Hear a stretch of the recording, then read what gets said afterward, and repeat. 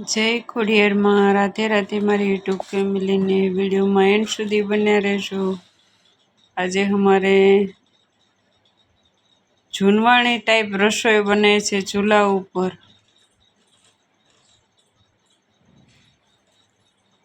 આને શું કહો છો તમે કોમેન્ટમાં જણાવજો। અમે તેને પાટિયું કહીએ છીએ શાક બનાવવાનું।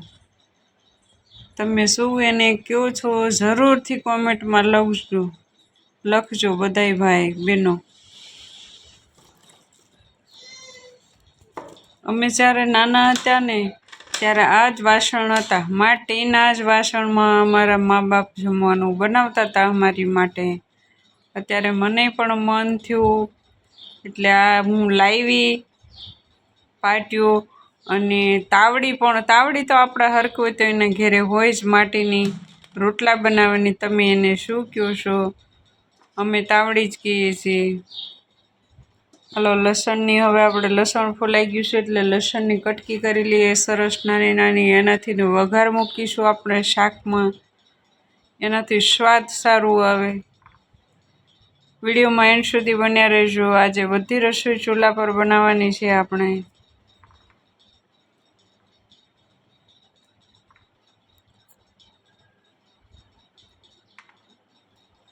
પહેલાંના જે ગૌઢિયા હતા ને ચૂલા પર જ રસોઈ બનાવતા હતા ને એટલી સરસ રસોઈ બનતી, રસોઈમાં મીઠાશ પણ એટલી આવતી।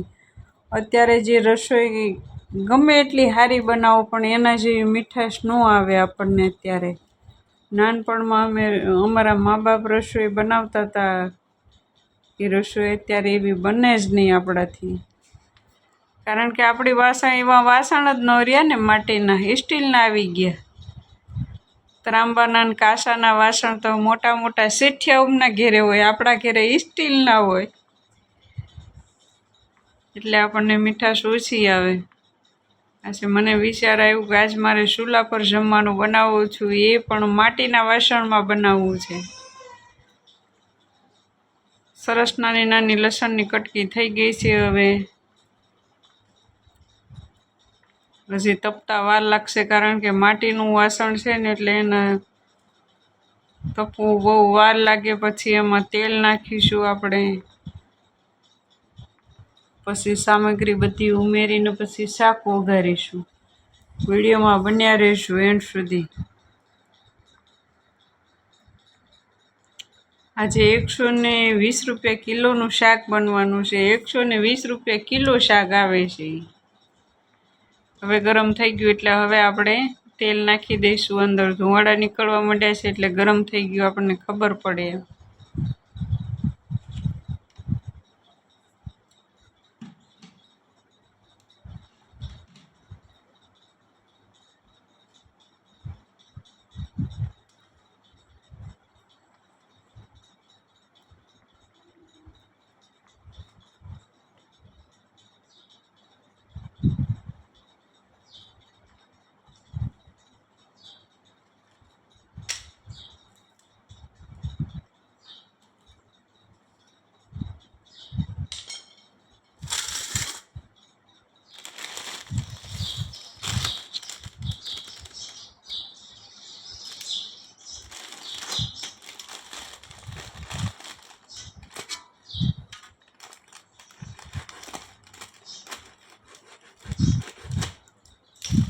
શાકનું પેકિંગ તોડી લઈએ આપણે, બધું શાક વાટકામાં કાઢી લઈએ।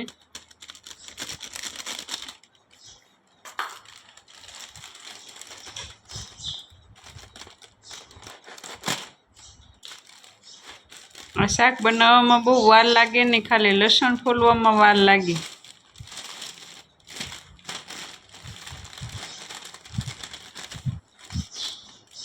ઉતાવળ હોય ને મોડું થઈ ગયું એટલે આ શાક બનાવી નાખીએ, જલ્દી બની જાય। મતલબમાં લસણ જોઈએ વધારે આમાં।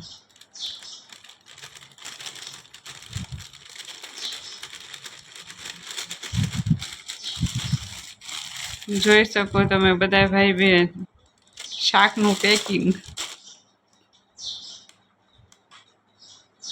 હજી તેલ બરોબર ગરમ નથી થયું।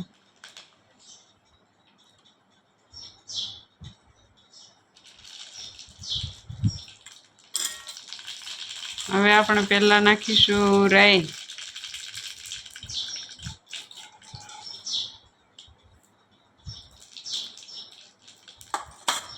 હવે લસણ નાખીશું,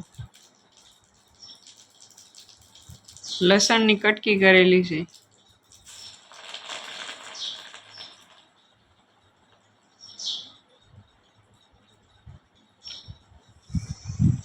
હવે એક બેટર બનાવી લઈશું સરસ, બધાય મસાલા એડ કરીને.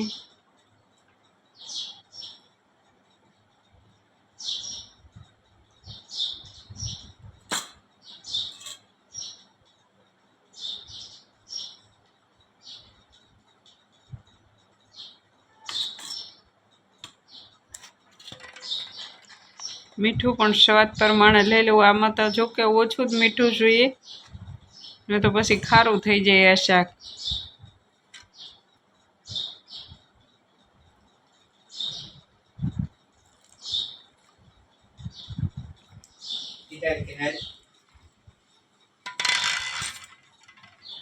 હવે આપણે વઘાર કરી દઈએ. સરસ મજાનું બધું કમ્પ્લીટ થઈ ગયું છે. લસણ પણ લાલ લાલ જેવું થઈ ગયું છે.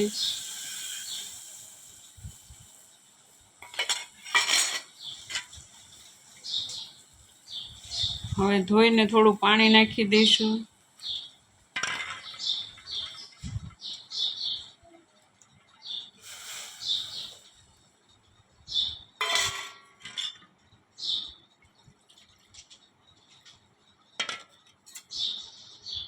પાણી તમારે જેટલા ઘરમાં સભ્યો હોય જે પ્રમાણે ખાતા હોય એ પ્રમાણે એડ કરવાનું રહેશે પાણી.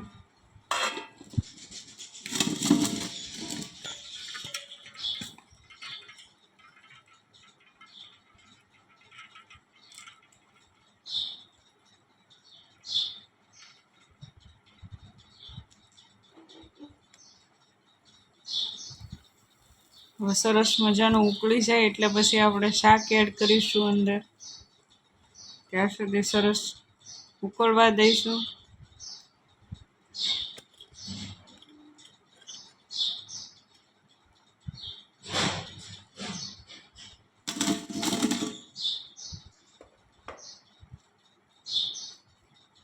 ત્યાર સુધી આપણે બધી રસોડાની વસ્તુ પાછી રસોડામાં જમા કરી આવીએ, ગરમ થાય ત્યાં સુધી.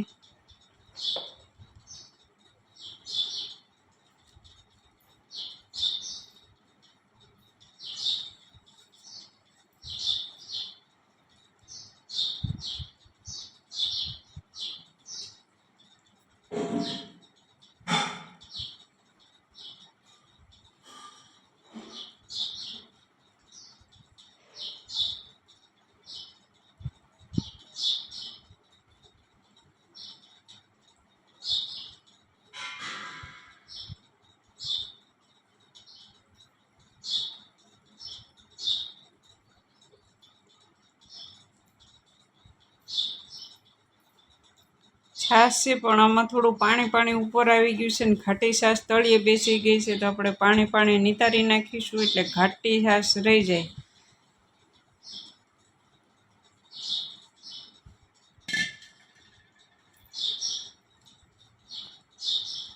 થોડી છાશ પણ આપણે એડ કરીશું, એમાં ખાટું મીઠું શાક બને.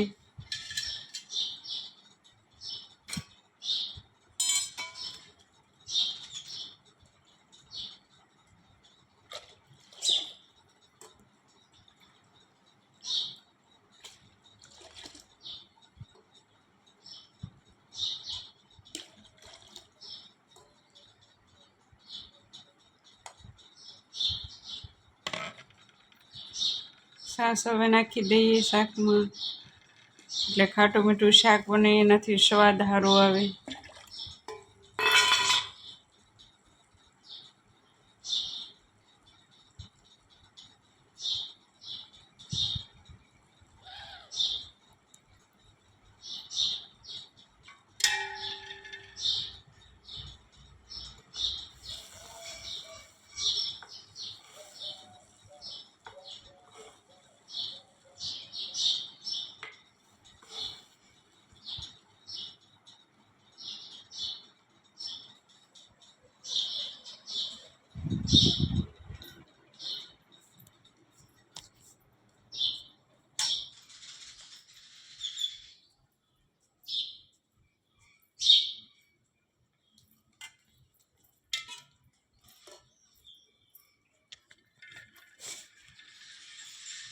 હજુ પણ થોડુંક મોડા જેવું લાગતું હતું એટલે પાછી છાશ થોડીક નાખી છે આપણે.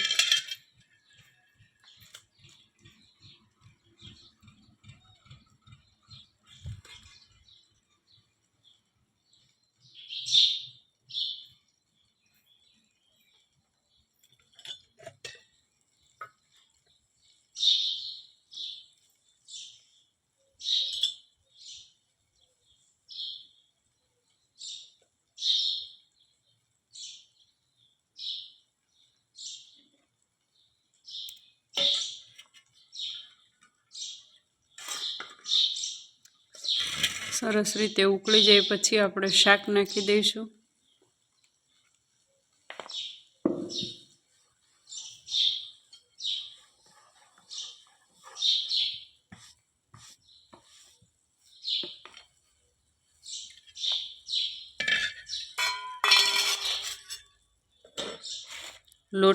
રોટલીનો લોટ તો આપણે પહેલાંથી જ બાંધીને રાખી દીધો છે.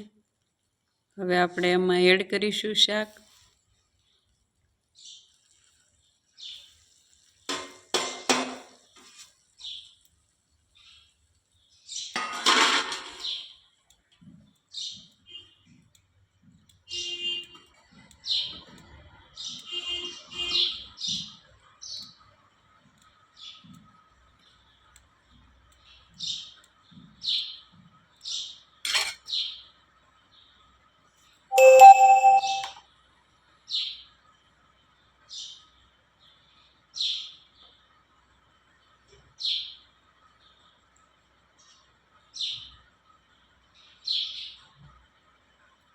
હવે આપણું શાક સરસ તૈયાર થઈ ગયું છે.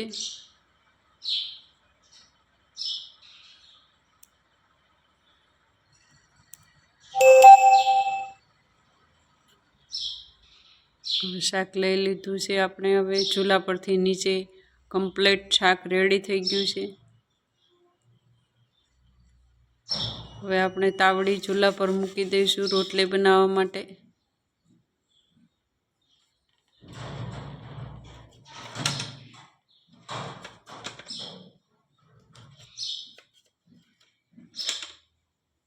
તમે આને શું કહો છો કોમેન્ટમાં જણાવજો. અમે તો તાવડી કહીએ છીએ ભાઈ.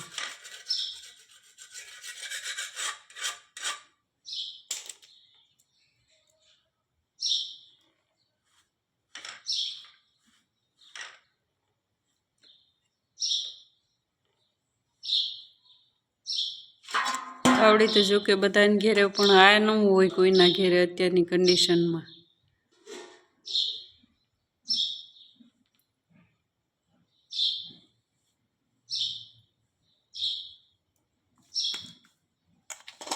હવે રોટલી બનાવી નાખીશું. ત્યાર સુધી ખેડૂત સાહેબ આવી જાય જમવા.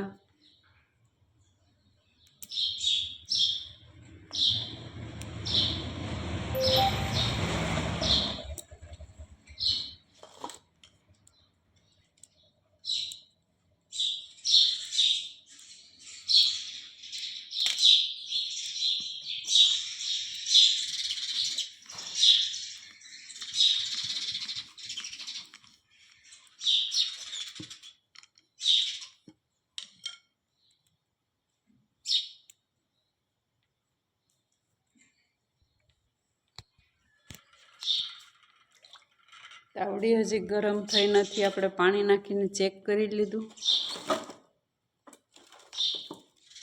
થોડા બળતણ નાખી દઈએ ચૂલામાં.